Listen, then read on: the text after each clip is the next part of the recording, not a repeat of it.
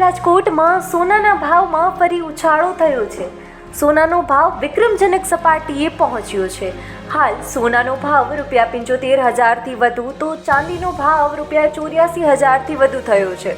સોની વેપારીઓ કહે છે કે રાજકોટના ઇતિહાસમાં પહેલીવાર આટલો ભાવ થયો છે. ડોલરના ભાવ ઉપર જવાથી પણ સોનાની સપાટીમાં વધારો જોવા મળ્યો છે, તો યુદ્ધની સ્થિતિના કારણે પણ સોનાના ભાવમાં ઉછાળો આવ્યો છે. સોનાના ભાવના વધારાથી વેપારીઓના ધંધા રોજગાર પર મોટી અસર જોવા મળી છે. ત્યારે આગામી દિવસોમાં સોનાના ભાવમાં ઉત્તરોત્તર વધારો જોવા મળી શકે છે તેવું વેપારીઓએ જણાવ્યું હતું.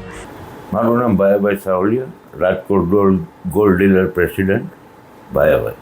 સોનાના ભાવમાં છેલ્લા 4 મહિનાથી ઉછાળો આવતો જ રહે અને કલ્પના બહારના અત્યારે જે ઉછાળા આવ્યા છે એ કલ્પના બહારના છે. ગઈકાલે ₹77,000 સોનાનો ભાવ થઈ ગયો હતો 10 ગ્રામનો, અને અત્યારે કદાચ ₹100-200 ઘટ્યા છે. આ આમ જુઓ તો 5 દિવસની અંદર ટેરિફિક ઉછાળો કહેવાય, અનબિલેબલ, જે માનવામાં ન આવે એવો ઉછાળો અત્યારે આવી રહ્યો છે. અને એનું ખાસ કારણ તો એ કે લોકોને ડોલર જ્યારે નબળો પડે છે ત્યારે સોનાનો ભાવ વધે જ છે. અને બીજા નંબરમાં દુનિયાની અત્યારે જે અરાજકતા ફેલાઈ રહી છે અને વિશ્વ યુદ્ધના ભણકારા વાગે, દેશના ભણકારા વાગે છે, ત્યારે આ પરિસ્થિતિ હંમેશા સોનાના ભાવ ઉપર આવે જ છે.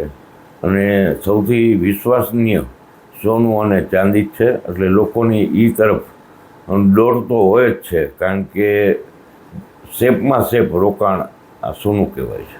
ખાસ તો શું માનો છો, અત્યારે આટલો ભાવ છે, આગામી દિવસોમાં કેટલો ભાવ થઈ શકે?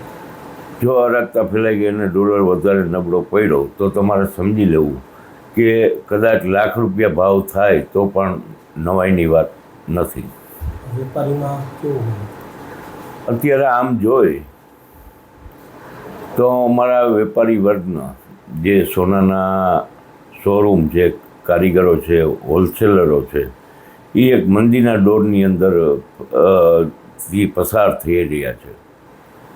એનું કારણ એ છે કે આ ભાવની અંદર કોઈ પણ લોકો સોનું ખરીદવાની હિંમત કરતા નથી, કારણ કે સોનાની માર્કેટ અપડાઉન થતી હોય ત્યારે એ લોકોને એવો એક વિશ્વાસ હોય છે કે સોનું ઘટશે, પણ ઓલ ટાઈમ સોનું હાઈ જ રહ્યું છે અને હાઈ જ રહેવાનું છે. જેના હિસાબે સોનાની અંદર અત્યારે જુઓ તો અમારા સોનાના ઓર્નામેન્ટ્સો, જે શોરૂમ અને હોલસેલરો અને કારીગરો છે, એ આજે ભાવના હિસાબે નવરા પડી ગયા છે અને સોનું લેતા લોકો અત્યારે અચકાય છે.